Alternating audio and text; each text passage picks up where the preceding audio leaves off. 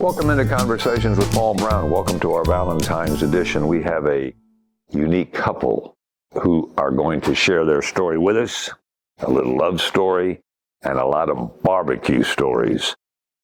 Your living room is packed full of trophies and plaques and everything else. Of all of these, which one is the coolest from your standpoint that you won? This one we did last year. You want to be grand champion at an event. This was our first grand champion for KCBS.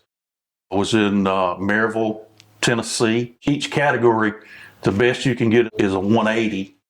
We got two 180s for this event in two different categories, second and third, I think, in the others. But we wound up like this sticker's, it's a 700 club. If you get over 700, you've really done something good. And we got a 714, which 720 is the best you can get. What's it like waiting for the judges to make the announcement as to how well you did?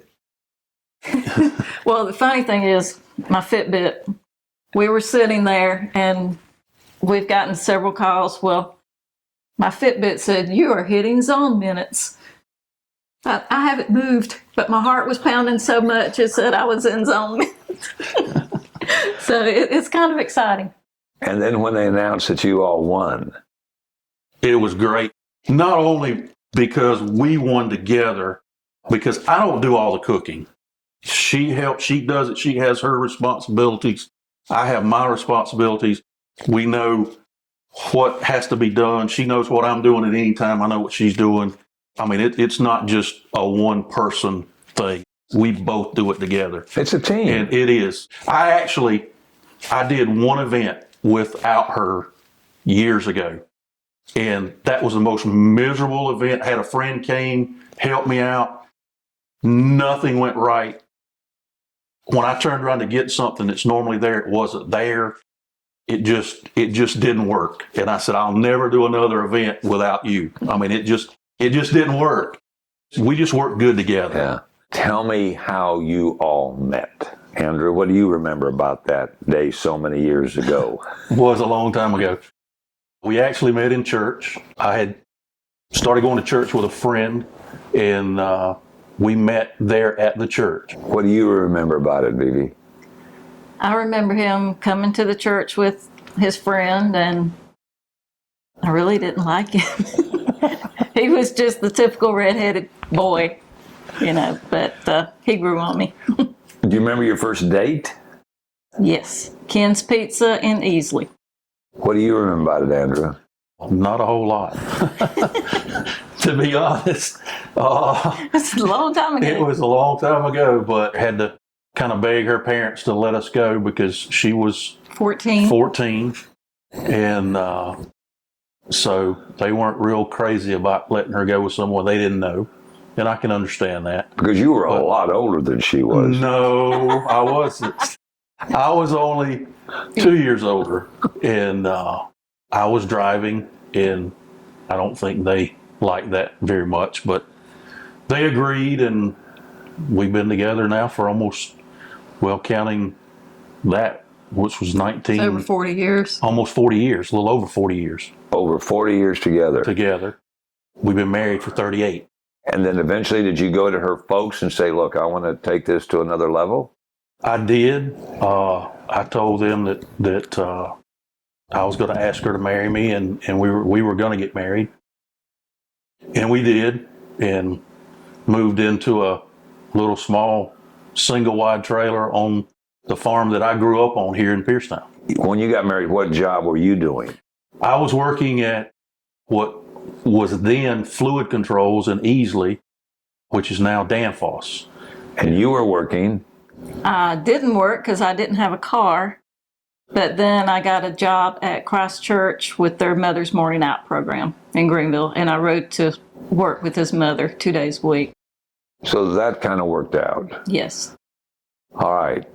And then you have a baby. 6 years later. And she ended up being quite the musician. She plays fiddle, guitar, tinkers with piano. And early on, did you know that she had that talent?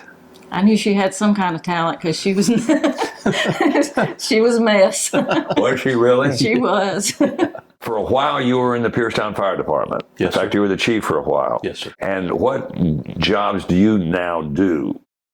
You are now currently working as, I am a general manager for a supply chain services company out of Houston, Texas. based in here.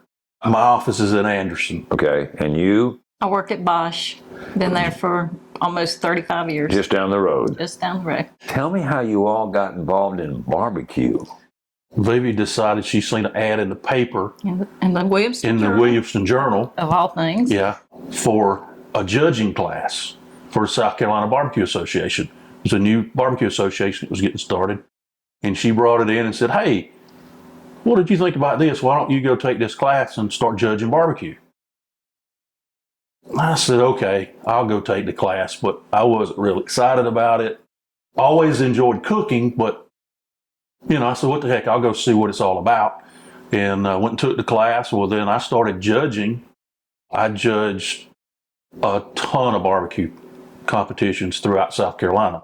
Met tons of people, became friends with a lot of people, and I come home one day and I said, hey, I want to start cooking. I want to start competing in these competitions instead of judging these competitions. I think we can do it. I think it'd be fun. Kayla was 4 or 5 years old at the time.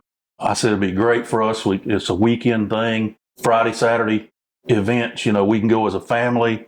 And that's how we started. We got involved in it that way. We started cooking. Our first competition was in 2007. Where? In Aiken, South Carolina, the Aiken Fairgrounds. Backtracking a minute, you had cooked and barbecued at home, and you enjoyed that. I had cooked. I've always enjoyed cooking. You like being in the kitchen. And being in the kitchen, cooking, just enjoyed it. And as I saw what they were doing, how they were doing it, how it was being done, that's something we want to do. As a family. As a family.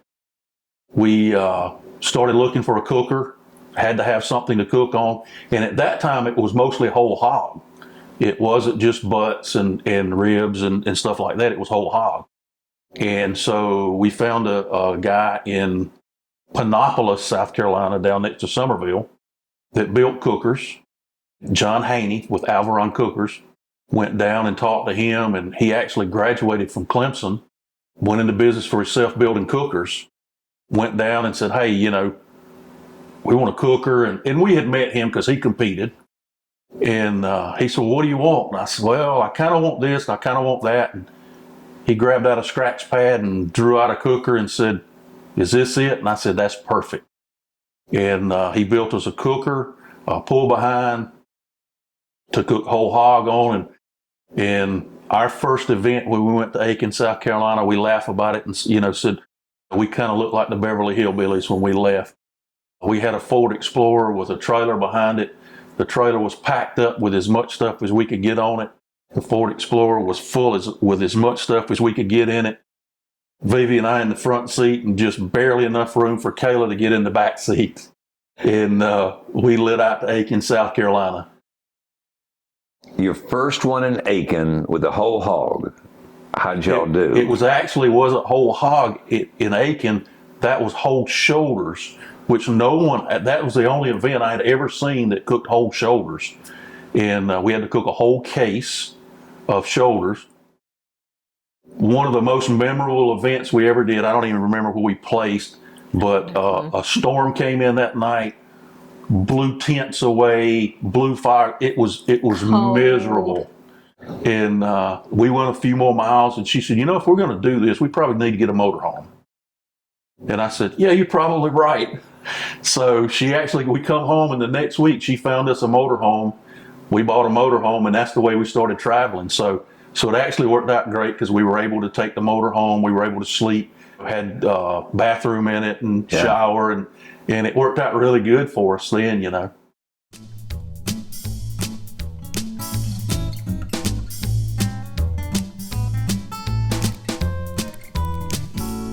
The motorhome, where do you go for the first competition in your motorhome? You remember? I don't remember. I don't even remember that. I don't remember where we went. All right. But it was in South Carolina because we were still doing South Carolina Barbecue Association then, so it was somewhere in South Carolina. And then you went to the one in Williamston. We started doing the Williamston, the very first one they did, which was 13 or 14 years ago. Just a great little event for Williamston, usually 15, 20 teams. The Masonic Lodge there in Williamston puts it on and just does a great job. And we enjoy that one. It's the only one we do of South Carolina Barbecue Association now is that one. All right, so where else do you go to compete, and what's involved in going to a competition? Tell me what you do at home to get ready, and then the travel, and then the competition. Well, we do Kansas City Barbecue Society now, and so we have to do chicken, ribs, pork, and brisket. Or 4 meats. It's turned in at 12, 12:30, 1, and 1:30. And so we're like boom, boom, boom. and what time do you start cooking once you arrive at the scene? We usually start about 4 or 5 in the morning. On Saturday. On Saturday morning, because it's turned in, like she said, starts at 12 noon on Saturday. So we'll usually start around 4. We'll get up about 3 o'clock, light the pit, and then get it up to temp, and then start putting the different meats on at different times. For an event, we usually start on Sunday before. Spend the whole week? We usually start that Sunday. We'll go get meat, and then Tuesday, we'll start trimming and getting it ready. But most of the competitions we do now, we usually go on Thursday. So we'll get everything packed up. We'll get the trailer out. We get it cleaned up. It's ready to go. And we have it hooked up. We put everything in it Wednesday night, Thursday morning, depending on where we're going, is what time we leave. How important it is for you, for the final product, to get the raw stuff that's good that'll result in you winning all these awards? It's the difference in winning and losing. It is the difference in winning and losing. Because of the internet, there's no secrets anymore.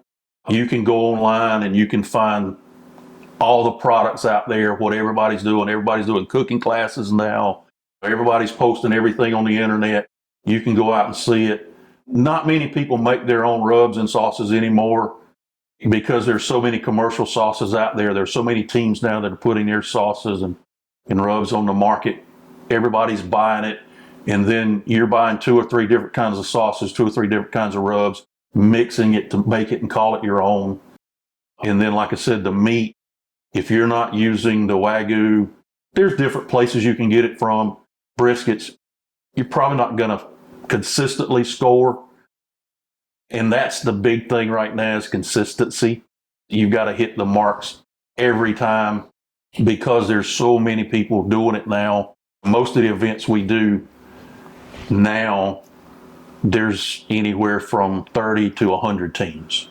So tell me about winning that trophy. What won? We got first place in brisket there last year. It was top of the line. All the top teams were there. You get points for every event. So each category you get points, and everybody's chasing points, and that's kind of, you look at that on the score every time to see who got the most points and where you are in your standings. And we don't chase points. We don't chase points. We do about 12 a year. The people that's chasing points will do 35 to 40, 45 a year. And we can't, with our jobs, and we do it out of our pockets. We don't have sponsors, and it's an expensive hobby. When you win, what do you win besides a trophy? Each event has a prize money for each category, and then for your reserve champion and your grand champion. This particular event in Montgomery this year, the total prize money is $100,000 for this year. For this year coming, and that's 2 divisions. That's pro division and backyard division, and then 10 places. In each 4 categories, and then your reserve and grand. So it's divided up amongst that, but it's $100,000 purse. The top prize that one team could win in a situation like that would be how much? Ooh, I think grand for pro is $6,000 this year. Okay. When we started competing in Kansas City Barbecue Society, there was that we knew of was not a backyard competition. We just jumped We right just in there. jumped in it and started In Shelby, in Shelby, North Carolina was our first KCBS event. I think we finished 20th or 21st or something like that, and I was happy. Yeah. And it's something that both of you enjoy doing. You get to be with each other, going places, seeing things. It's our vacation. It's basically our vacation. I mean, we do our vacation one day at a time instead of a week, or, we don't take a week off. We take a day off, a Friday, a Thursday and Friday, and that's how we do our vacations. It's for us to be together. We've been so many places with barbecue. It's taken us so many places and met so many people. I mean, just made some great friends that otherwise we would have never met. What are you doing for Valentine's Day? Actually, I'll be out of town. That's a great way to end it. You can take that up with Vivi later. We want to thank our guests, Andrew and Vivi Massey, for being part of our special Valentine's Day program. Together, they become the Swig-N-Pig team from Piercetown, South Carolina, and they're representing us all over the Southeast, making world-class barbecue, brisket, chicken, what am I forgetting? Ribs. And ribs. Pork. And pork.